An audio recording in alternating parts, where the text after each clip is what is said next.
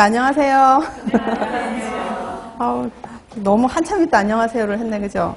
자, 이제 우리 오늘부터 영양 교육을 하게 됐는데, 교육 내용이 우리가 할애된 시간보다 조금, 시간이 부족했기 때문에 이제 빨리 마친 과목을 대신해서 조금 더 길게 하는 걸로 진행을 할 겁니다. 그래서 내용을 보면 여러분들 사실 교육하면은 이제 이론부터 시작을 해서 머리 아픈 게 많긴 하죠. 그걸 좀 꼼꼼히 잘 마무리하는 시간으로 해서 문제를 잘 풀 수 있도록 정리를 한번 해보도록 하겠습니다.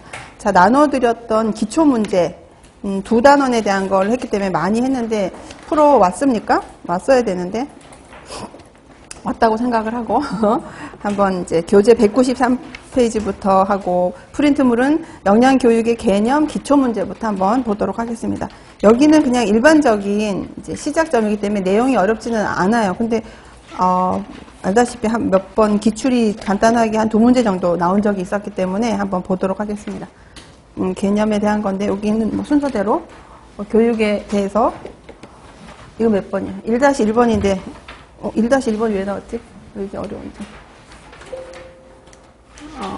이게 기초문제는 이걸 보고 그냥 해야 되겠네. 이대로 제가 이제 정리를 하는 걸로 가야 되겠네요. 자, 교육에 대한 아래 내용을 완성하시오서 우리가 영양교육에 대한 개념을 얘기를 할 때는 그 사람을 누구를 대상으로 할 거냐, 그리고 그 속에 들어가는 내용이 어떤 것을 할 거냐에 대한 것들이 주로 나오고, 이번에 보면은 그것을 아주 간단하게 한 것이 KAB 모델이에요. 아주 초창기에. 그것에 대한 것, 그 다음에 교육의 필요성이 점점 증가를 하고 있다고 하는데, 사회적인 변화, 4곳에서 우리가 이제 정리를 하는 것들이 밑에까지 쭉 나와 있는 거니까 한번 볼게요.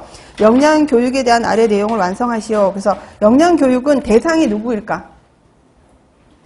영양교육을 우리가 한다고 할 적에 배운 걸 기억을 해보면 어떻게 교육을 했어요? 어떤 대상들을 대상으로 했어요?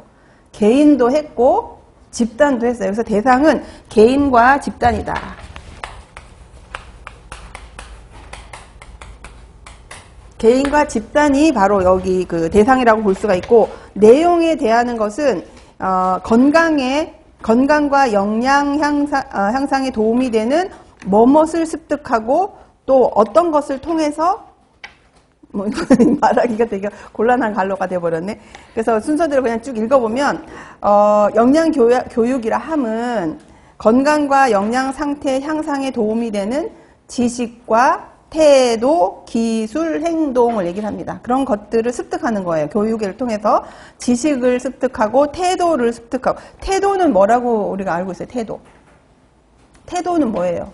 지식은 우리가 알겠죠. 기술도 알겠고 행동도 알겠지. 태도는 뭘까? 마음가짐을 우리가 영양교육에서는 태도라고 표현을 해요.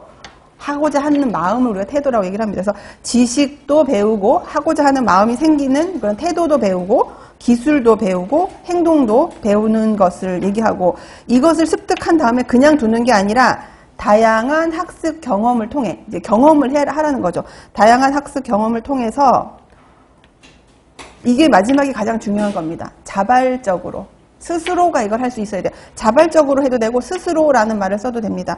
다양한 학습 경험을 통해서 자발적으로 건전한 식행동을 습득, 실천하도록 고안, 계획된 교육 과정을 말합니다. 이렇게 보면 되겠고, 그 다음에 이제 제일 초창기에 나온 모델이 KAB 모델이에요. 그래서 여기서는 뭐냐면 이 사람이 모르던 걸 알게 되면 태도가 변할 거고 행동이 변할 거다라는 아주 기본입니다. 그래서 개인이나 집단이 이 모델에 의해서 전제적인 가설은 집단이 영양 지식이 증가하면, 배운다는 거죠. 영양 지식이 증가하면 그에 따른 식태도가 바뀔 거다. 식태도가 변화하고 그것에 따라서 행동의 변화가 일어날 거다. 그러니까 지식, 마음가짐, 행동, 이 순서대로 나가는 것이 KAB 모델이다라고 볼 수가 있습니다. 이때 KAB 모델에게 있어서 중점적인 교육은 뭐를 가리킬까요? KAB에서 가리키는 중점적인 주제가 뭘까? 지식을 알려주는 거예요. 여기서는 영양 지식과 정보를 전달해 주는 거에서 끝나버렸어요. 그러면 이 사람이 마음이 변할 거고 그 다음에 행동이 변할 거다라고 얘기를 해주는 거죠. 영양 지식과 정보의 전달이 KAB 모델의 중점 교육 내용이었다. 근데 이렇게 했더니 어떤 문제가 생겼느냐 이렇게 전개가 되는 거죠. 지식이 행동 변화의 하나의 요인이기는 하나 지식 습득 자체가 행동 변화를 의미하는 것이 아니므로 그 이외의 요인이 있다는 것을 알아야 합니다. 라고 되어 있어요. 그럼 여기서 말하는 그 이외의 요인은 제가 한번 적어줄게요. 이게 앞에 게 지워져 버렸어. 그래서 내가 다 써야 되네. 자, 개인의 신념, 태도, 그 다음에 행동 수행에 대한 자신감, 주변인의 생각, 우리가 앞으로 할 것들이 다 나옵니다. 생각이나 태도, 행동, 물리적 혹은 사회적인 환경 등 이런 것들도 봐야 된다. 지식만이 아니라 얘네들도 봐줘야 된다라는 것이 그 이외의 조건이라고 우리가 볼 수가 있는 거예요. 그래서 이제 많은 모델들이 발전하면서 새로운 이름을 가진 그 이론들이 나타나게 됐구나라고 여러분들이 이제 시작점을 여기서 출발하시면 되는 겁니다. 자, 최근 들어서 영양교육의 필요성이 증가되고 있는데 각각의 시점에 따라서 사회적 변화 4가지를 한번 구체적으로 적어봅시다. 인구 사회적인 변화는 어떤 변화 때문이냐? 고령화가 되고 있고 또 하나는 노인과 독신 가구가 증가하고 있다. 노인과 독신 가구가 증가하고 있고 또 하나는 식생활의 개인화가 일어난다. 이 3가지가 인구 사회학적인 변화를 나타내는 그 과정이다라고 볼 수가 있어요. 그래서 고령화, 그다음에 노인, 그다음에 독신 가구의 증가, 식생활의 개인화 이 4가지가 대표적인 내용이고 사망 원인과 질병 구조의 변화 이거 우리가 잘 알죠. 어떻게 얘기해요? 이거는 뭐에서 뭐로 변한다?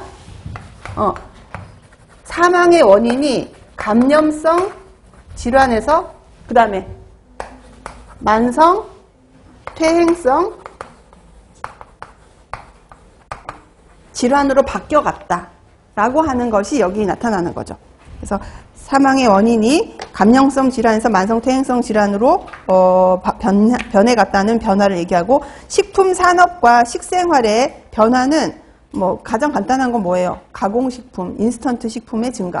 가공식품과 인스턴트 식품의 증가가 있고 그 다음에 이제 전반적으로 식습관이 어떻게 바뀌느냐 영양 과잉만 있는 것도 아니고 영양 부족만 있는 것이 아니라 영양 과잉과 부족이 공존하는 사회가 됐다라는 것이 이 식환경의 변화입니다. 영양 과잉과 영양 부족이 공존하고 있다라고 보면 되고 정책적으로는 예전에는 질병을 고치는 치료 위주의 건강 정책을 했다면 요즘은 예방 쪽으로 바뀌고 있는 거예요. 그것을 질병 예방과 건강 증진 초점의 정책을 추진한다. 질병 예방 혹은 건강 증진 초점된 정책을 추진하겠다. 건강 증진 초점된 정책을 추진한다. 말이 좀 이상하네. 왜 이렇게 썼을까?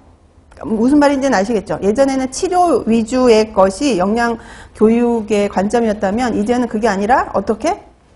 질병을 예방하고 또 건강을 증진하는 쪽으로 정책이 바뀌고 있기 때문에 우리는 영양 교육을 더 많이 해야만 한다라는 걸로 정리하시면 됩니다.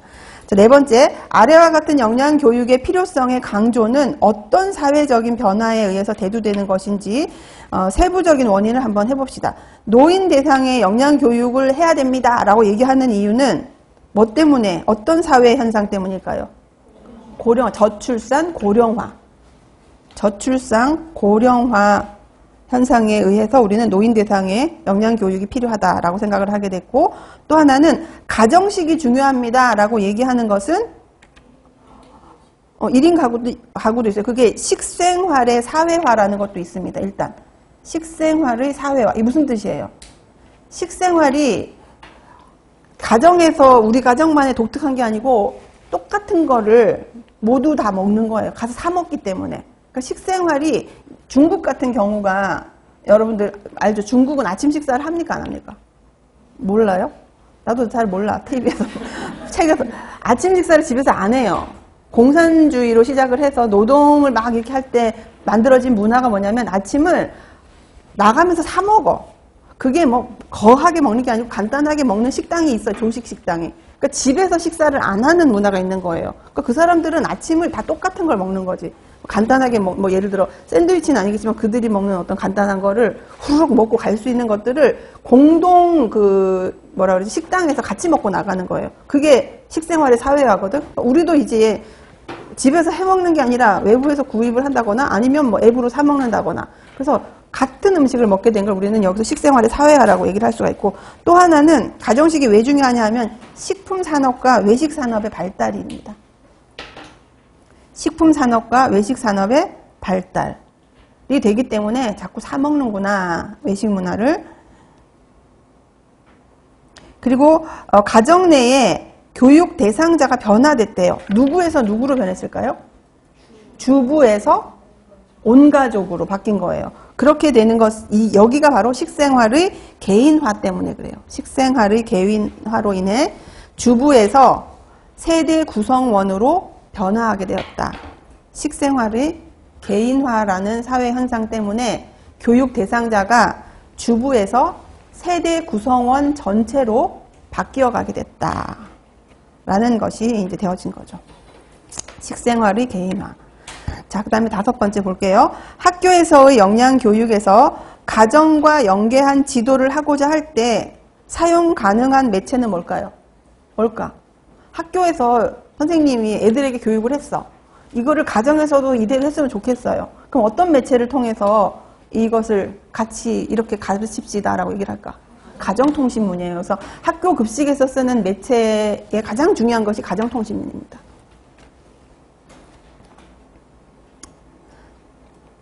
자, 6번.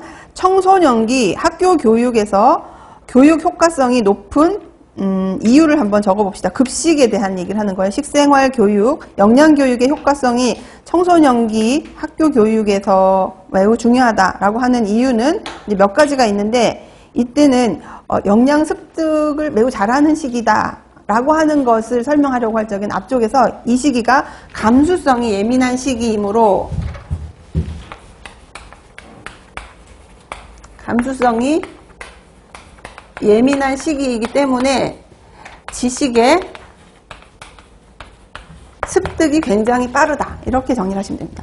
이때는 지식의 습득이 굉장히 빨리 되는 중요한 점이 하나가 있고 또 하나는 넘어가도 됩니까? 네. 가정과 연계 교육 진행이 가능하다. 가정과 연계 교육 진행이 가능하다. 또 하나는 가정과 연계 교육의 진행이 가능하다. 두 번째, 급식을 통한 교육의 실천이 용이하다. 급식을 통한 교육의 실천이 용이하다. 자, 감수성이 예민하기 때문에 영양지식 습득이 좋다라는 거 하나. 두 번째는 가정과 연계된 교육이 가능하다라는 거 두 번째. 세 번째는 급식을 통한 교육의 실천이 용이하다. 그래서 청소년 시기에 영양교육이 효과성이 높다라고 얘기할 수가 있는 겁니다. 자, 이제 7번에 영양교육의 목표와 목적을 한번 이제 볼 겁니다. 목표와 목적이 있으면 어떤 게 더 상위예요? 목적이 상위예요. 이 목적을 이루기 위해서 목표를 세밀하게 정한다 이렇게 보면 되는 거죠. 그러면 여기에서는 먼저 목적으로 먼저 가볼게요. 영양교육을 왜 하냐? 궁극적으로 왜 할까? 했을 때 영양교육의 세부 목표를 달성함에 따라서 개인이나 집단이 일상생활에서 1번 올바른 식생활을 영위하고 영양 상태를 개선할 수 있으며 질병 예방과 관리를 하고 건강 증진을 꾀하기 위함이다. 이게 가장 궁극적인 목표입니다.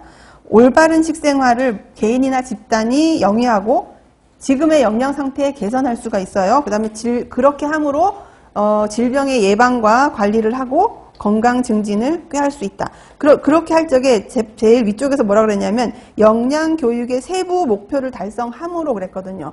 그렇게 했을 적에 이 세부 목표가 위에 있는 목표인 거예요. 어떻게 하느냐? 식품, 영양, 건강에 관한 무엇을 습득한다? 지식이죠. 지식과 정보를 습득을 한다.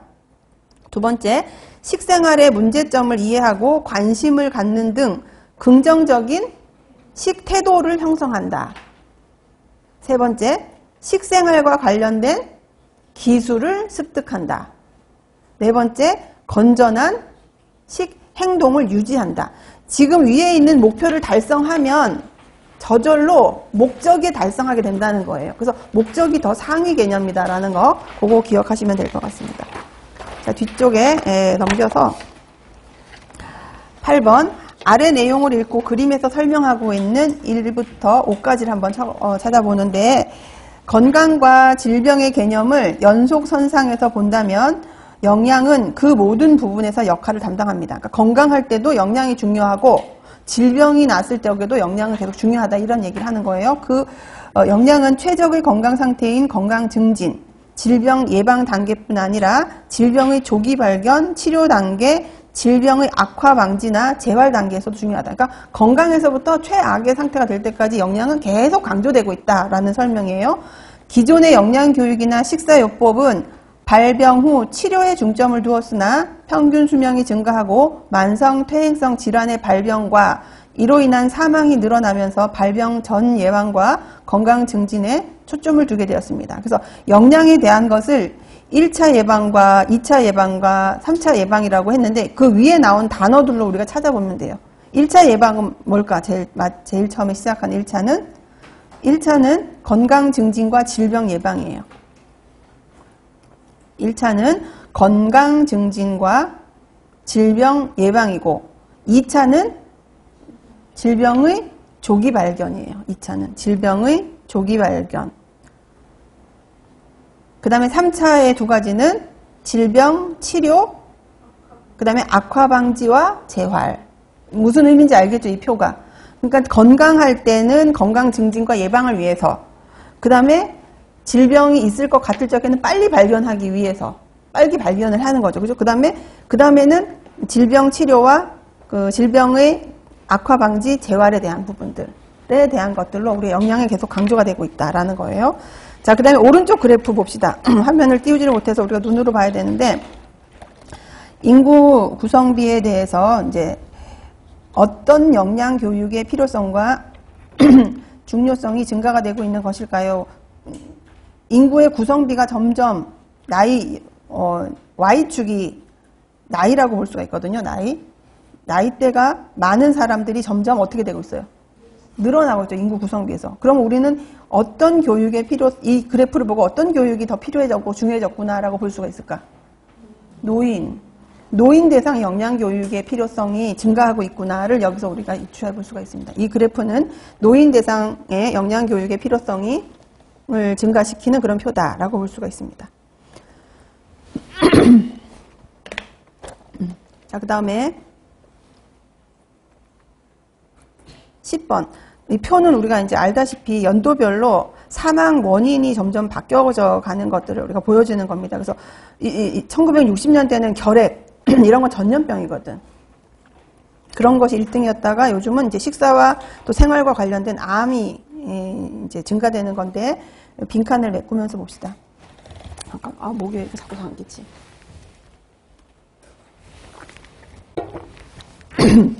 자, 우리나라 더 나빠졌어. 기침 좀 하고. 우리나라 국민의 주요한 사망 원인이 감염성 질환에서 만성 퇴행성 질환으로 변모하고 있는 걸 보여주고 있고, 이러한 질환은 생활 습관, 특히 뭐와 관련되어 있을까요? 우리가 지금 하고 있는 식습관이니까 영양과 관련이 있는 질환들이구나 라고 볼 수가 있는 것이고, 이 질병 발생의 4분의 1이 불균형된 식생활에서 유발된다고 이제 나타나 있습니다. 이 질병 발생의 4분의 1이 불균형된 식생활에서 유발한다고 하며 암 유발 요인 중 식사 요인이 3분의 1에 해당한다고 합니다. 그러니까 지금 사망 원인에 관련되어져 있는 모든 것들이 식사와 관련이 있습니다. 그래서 그러면 어떻게 되느냐? 만성퇴행성 질환이 발병하지 않도록 해야 되잖아요. 그죠? 근데 만성퇴행성 질환이 뭐와 관련이 있다? 식사와 관련이 있다는 걸 알았기 때문에 만성퇴행성 질환은 조기 치료가 가능한데 무엇으로? 영양교육과 건강교육, 그러니까 교육을 통해서 가능하다는 거예요. 조기치료가. 만성퇴행성 질환은 영양교육과 건강교육을 통해서 조기치료가 가능합니다. 영양교육은 병원이나 보건소뿐 아니라 학교, 직장 등 지역사회에서 개선되어야 됩니다. 이게 그렇게 하시면 될 것 같고. 자, 그 다음은 영양교육의 이제 개념에 대해서, 기본 문제 한번 풀어볼게요. 우리 아까 봤던 게 이게 기초가 아니라 뭐였지, 이게? 응? 3번이라고? 쌍둥이 문제였다고? 그러네. 그러네. 자, 봅시다. 1번.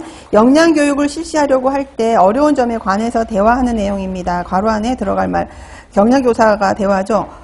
영양교육의 어려운 점은 교육 대상자의 구성이 다양하다는 점이에요.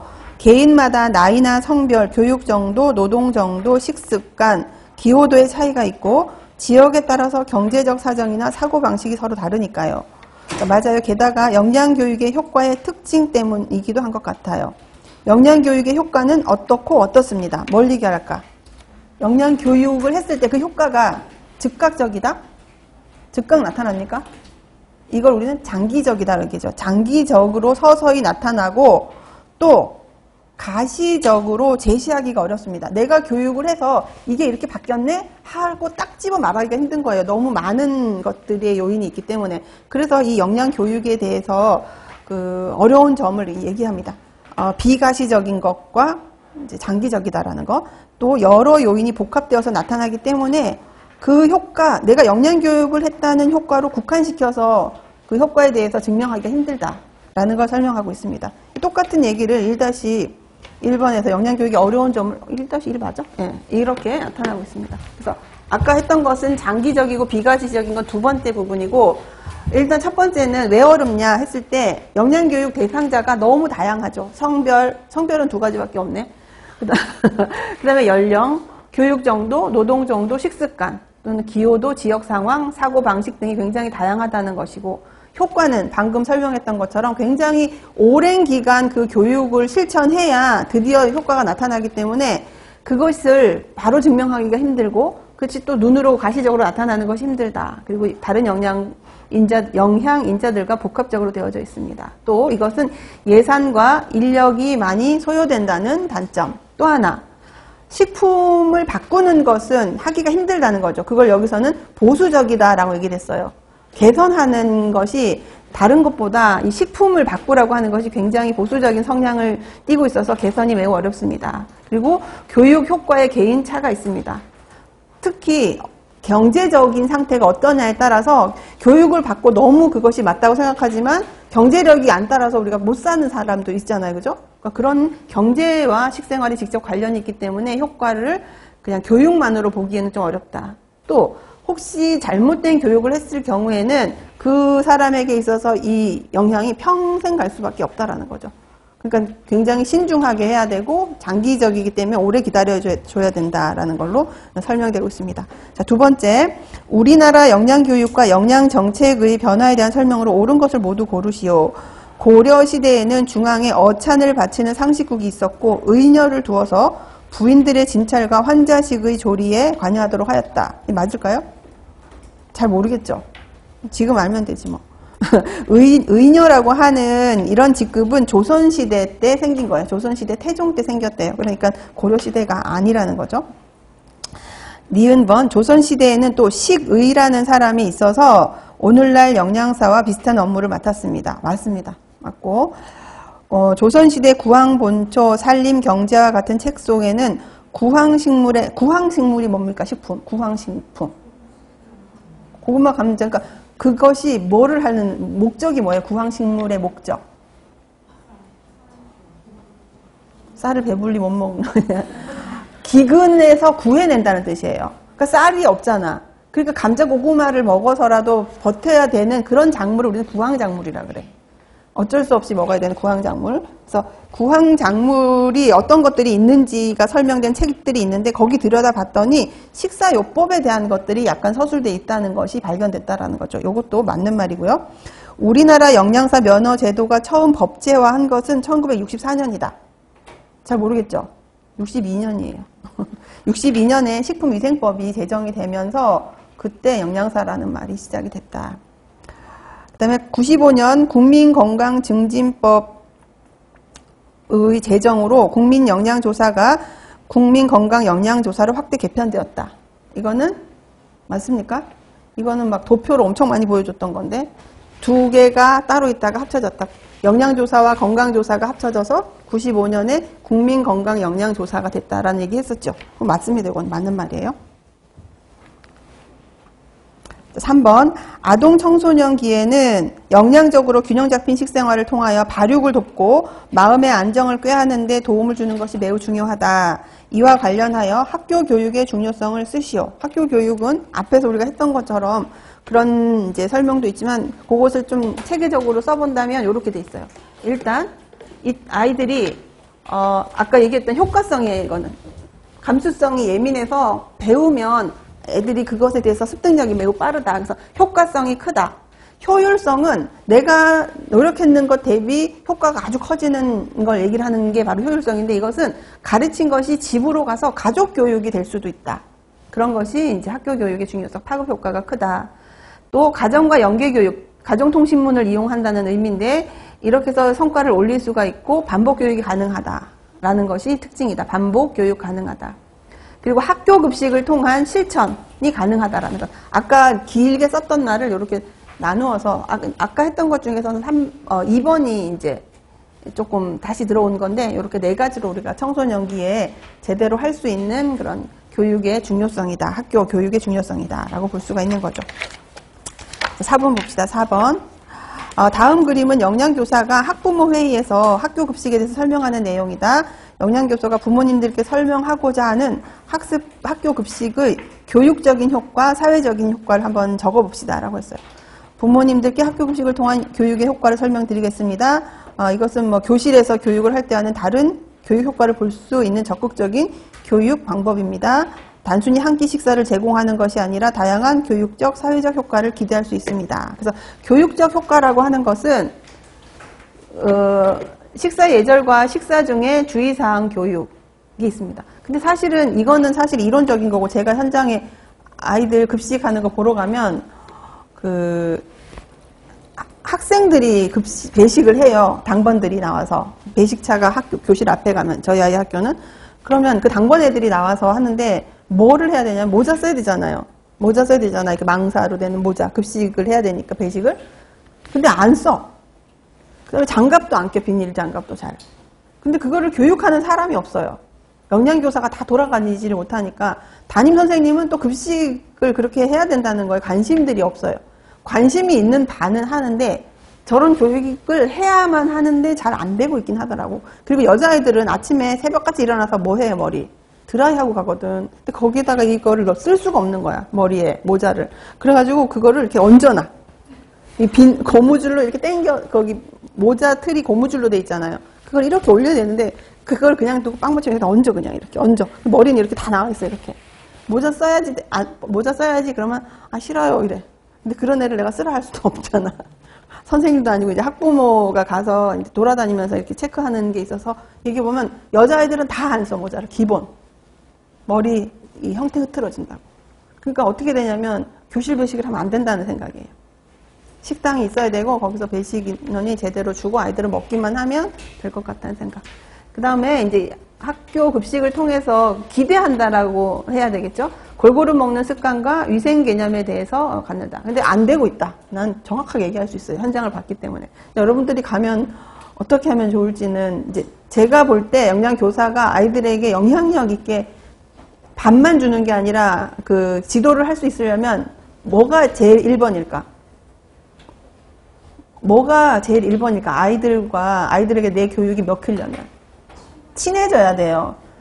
그래서 우리가 상담에 가서 보면은 뭐 라포를 형성한다. 그래서 친밀감을 형성한 다음에 교육을 하는 것처럼 아이들이 내가 편해야 돼. 와서 선생님 하고 달려들 수 있어야 되고 그래야 내가 야, 너 왜 그래? 이렇게 말이 되는 거지.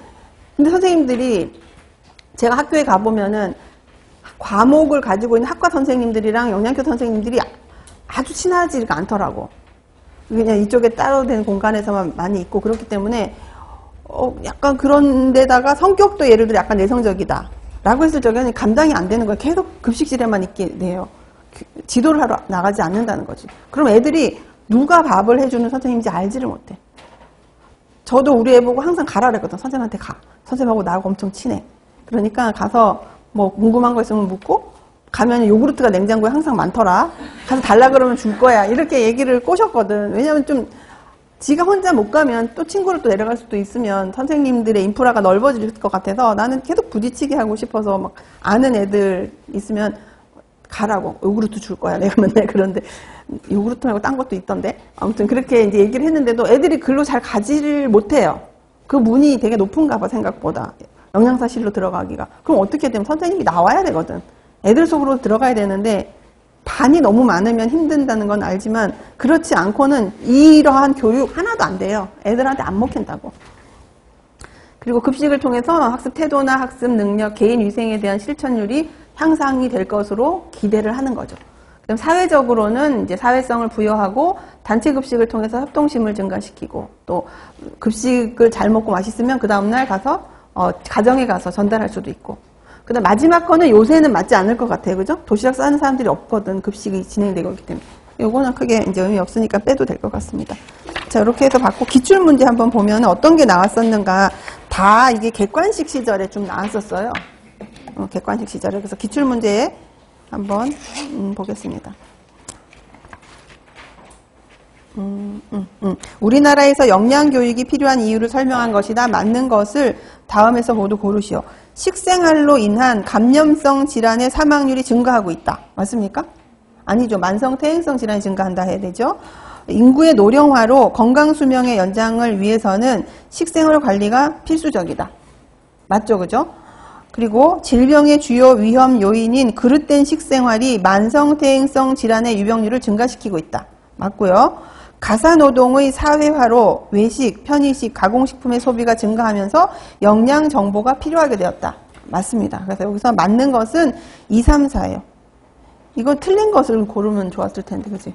하나밖에 없으니까. 왜 맞는 것은 그래서 3개를 꼽게 했을까? 자, 그 다음에 영양교육에 대한 설명으로 옳은 것만을 있는 대로 고르시오. 식생활은 사회적 환경에 의해서 영향을 받는다. 맞죠? 사회적. 그 다음에 영양 상담은 교육보다 포괄적이며 영양 교육은 상담에 비해서 상호 의사소통적이다. 맞습니까? 반대예요.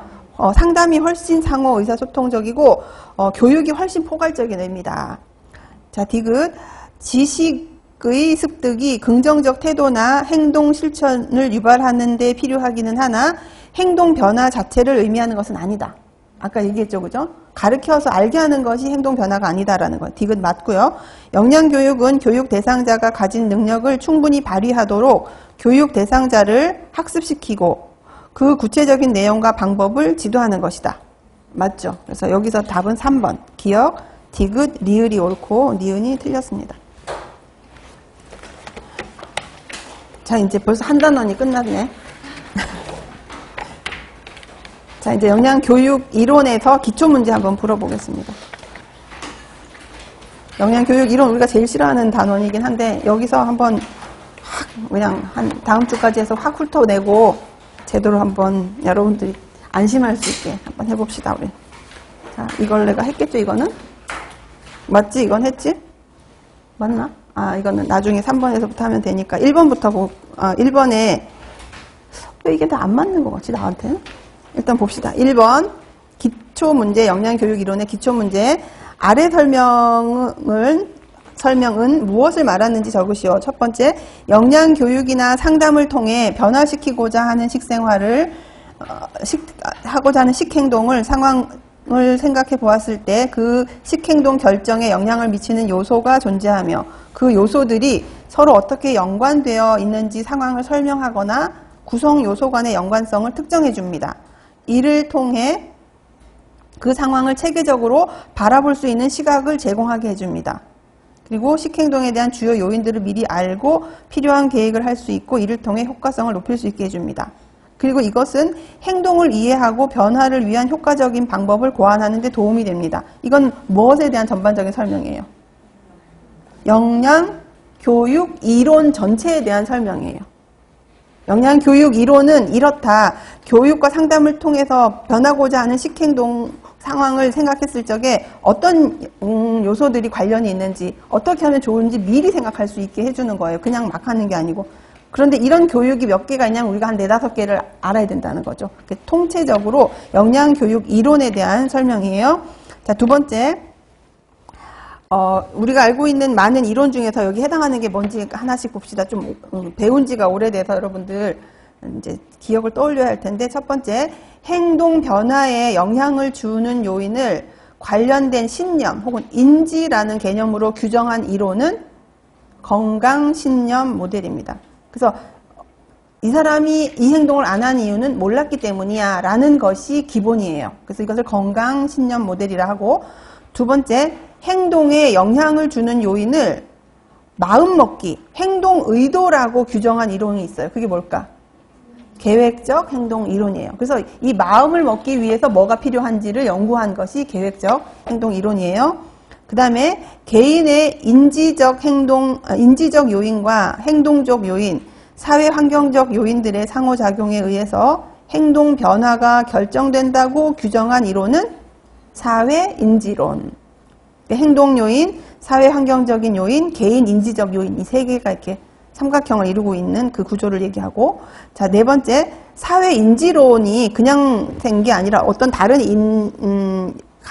이론으로부터 영향을 받았는 건데, 그게 이제 뭐냐는 거죠. 자, 사회 인지론에 영향을 준 이론으로서 사람, 행동이 일어나는 환경 간의 역동적인 상호작용으로 영향을 미친다고 주장하는 교육학에서 말하는 이론은 상호결정론이에요. 상호결정론. 교육학에서 글씨가 엉망진창이네. 이게 무슨 글씨야? 교육학에서 상호결정론이라고 하는 것을 바탕으로 많은 교육 이론들이 만들어졌는데, 우리가 영양학에서는 이것을 사회인지론이라고 해서 살짝 수정을 해서 쓰고 있다는 거예요. 그러니까 요것의 모체는 교육학의 상호결정론이다. 요거를 설명하려고 하는 겁니다. 다섯 번째, 행동 변화는 신념과 행동 인지 또는 다양한 요인들의 상호작용에 따라 즉각적으로 일어나는 것은 아닙니다. 어떤 과정을 거쳐서 일어난다고 하고, 그 과정에 대해서 자세히 설명하고 있는 이론은 행동 변화 단계 모델 혹은 범이론적 모델이라고 합니다.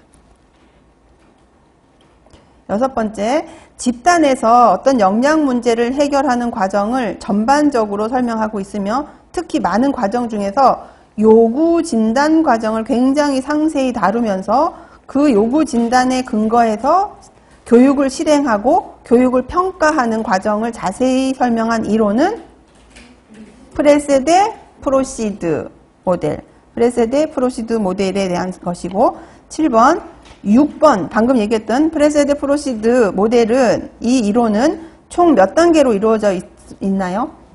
8단계인데 어떤 책은 9단계로 되어져 있는 것도 있어요. 그거는 이제 좀 이따 구분을 해볼 텐데, 일단 기본은 8개니까 8단계라고 합시다. 8단계로 이루어져 있는데, 이 중에 가장 핵심은 3단계입니다. 3단계를 우리는 무슨 진단이라고 하는가 하면 교육적, 생태학적 진단이라고 합니다. 교육적, 생태학적 진단이라고 하는데, 이 3단계는 무엇에 영향을 받아서 쓰여지는가 하면 그 전 단계인 2단계가 어쩌고 저쩌고 했는 것을 근거로 3단계가 됐겠죠. 그죠? 3단계는 교육적, 생태학적 진단이고, 얘에 영향을 주는 2단계 진단의 이름은 역학적 진단이라고 하는 겁니다.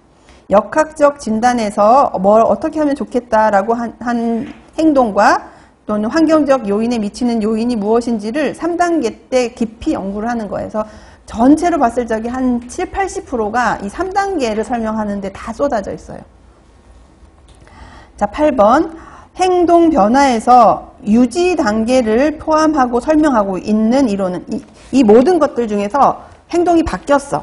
거기서 끝나는 게 아니라 유지하는 과정까지 설명을 하고 있는 이론이 2개가 있어요. 뭐가 있을까? 그 자체에 분명히 있는 거 하나. 행동 변화 단계에는 유지라는 과정이 있잖아요. 또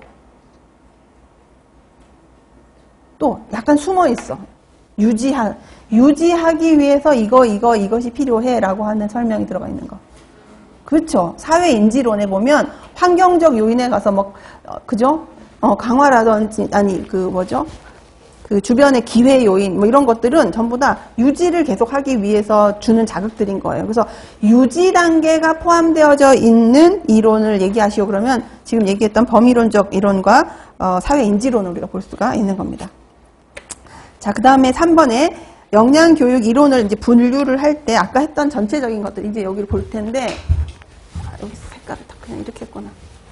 보시면 개인의 수준 또는 개인의 의식 수준에서 제시하고 있는 거. 그러니까 그 사람 자체가 알고 모르고에 대한 얘기를 하는 거예요. 그런 것들이 포함되어져 있는 것들은 이 말은 무슨 얘기인가 하면 전체적으로 봤을 적에 건강 신념 모델 또는 계획적 행동 이론, 행동 변화 단계 모델은 개인을 위주로 연구를 한 거예요. 이 사람의 생각이 어떻게 바뀌었을까에 대한 것들이라고 볼 수가 있고 개인과 다른 사람과의 관계가 제시되고 있는 이론이라고 보면은 사회 인지론이 있고 또 우리가 사회적 지지는 사회 인지론 속에 있는 어떤 구성 성분이기도 하지만 사회적 지지라고 하는 이론도 있어요. 그 자체가 이론이에요. 우리 교재에 보면 그것도 하나의 이론으로 설명하고 있거든요. 그러니까 그런 것들의 이론은 개인과 다른 사람과의 관계를 설명해주고 있는 것이고 또는 대상자를 개인으로 보기보다 지역사회 혹은 인구 집단으로 설정해서 설명하고 있는 대표적인 것은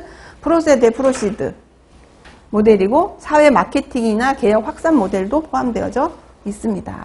이런 것들은 이제 전체적으로 우리가 볼 수가 있는 거죠.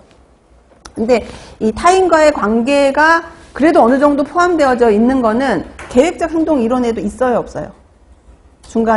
중간 단계 보면 다른 사람이 나를 어떻게 생각하는지에 대한 거고 그 사람이 내가 이 행동을 했을 적에 어떤 마음을 갖는지에 대한 그런 부분들이 들어가 있기는 해요. 전혀 없는 건 아닌데 중심으로 얘기를 하면 이렇게 구분할 수가 있다. 자, 그 다음에 4번도 있나? 4번도 없군요. 4번 봅시다. 대부분의 이론에서 설명하고 있는 자아 효능감을 높이는 방법에 대한 아래 내용을 보고 내적 자극과 외적 자극을 구분하시오. 지금 모든 이론에서 이 자아 효능감이 굉장히 중요한 단어로 이제 나오게 될 텐데, 여기까지만 일단 여기까지 하고 마쳐야 되겠습니다. 이번 시간 잠깐 쉴게요.